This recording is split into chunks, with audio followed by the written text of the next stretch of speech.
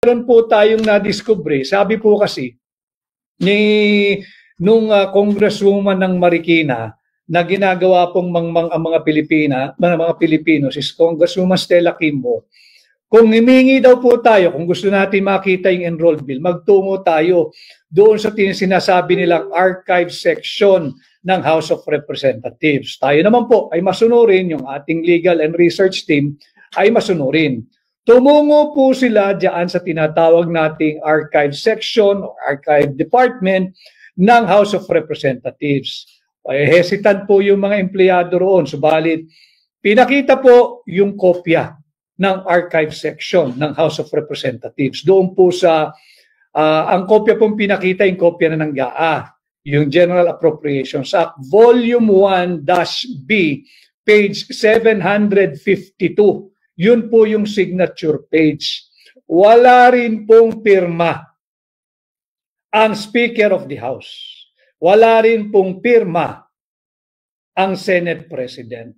Wala rin pong pirma ang Secretary General ng House of Representatives at wala rin pong pirma ang Sekretaryo ng Senado ng Pilipinas. Therefore, meron pa tayong isang hinahanap, yung kopya ng enrolled bill. Yun po yung pinakita nila, wala pong pirma. At pakikita ko kasi alam ho ninyo, ang nagsabi po kasi na magpunta sa archive section mismo si Congresswoman Stella Kimbo. Sinusunod lang natin yung kanyang payo dahil masunurin po ang mga membro ng Hakbang ng Maisog, di nagre-research po lahat. At yun nga po, nagpunta roon at ito po ang nakita. Ipapakita ko lamang po sa inyo.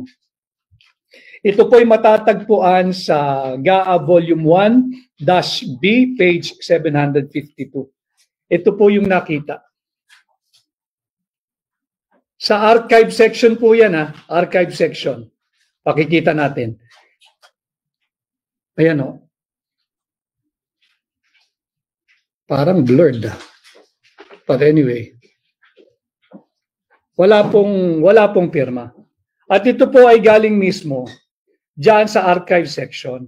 Nung tinanong po ng ating mga mama nagsasaliksik, ang sabi sa kanila, baka magpunta kayo doon sa Committee on Appropriations ng House of Representatives. Yung enrolled bill, baka doon may kopya na may pirma. So nagtuturuan na po sila. Maiipit po sila rito. Ulitin ko, yung sinabi po ni Pangulong Duterte nung una po naming inilahad ito sa inyo mga kababayan, ang sabi niya, mahirap mong paglaruan ang isang government transaction. Ang